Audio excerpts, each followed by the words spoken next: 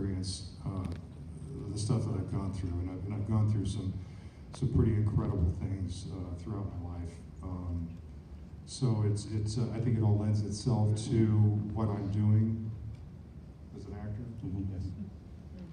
I was speaking with a mutual friend of ours, David Hewlett, and he asked me to pass on this message to you. David Hewlett wants to know how Mitch Pileggi retains his surprisingly sexiness, and has his work influenced his career and life choices. So he's asking, has David Hewlett's work influenced mine? That's what he's asking. And he sends his love. Love back to him. I was telling John earlier, you guys know David Hewlett from Stargate Atlantis, of course. He's amazing.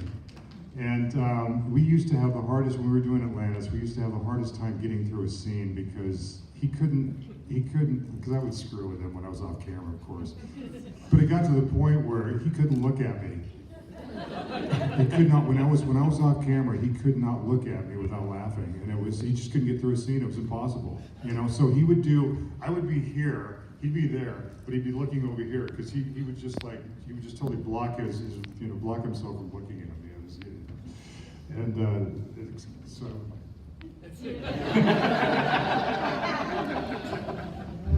here I am. David, the surprisingly sexy thing is, at one point, People magazine, they put out there the sexiest man alive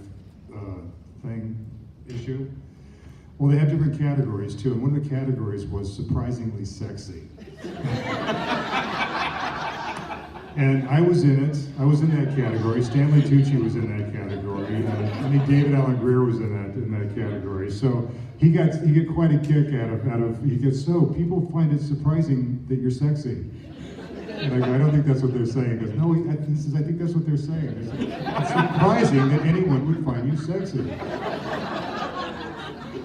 So we would go back and forth on that. But I love David to death, and I miss working with him. He's doing really well. He's doing some really good stuff, so I'm happy for him. Yeah, that's great.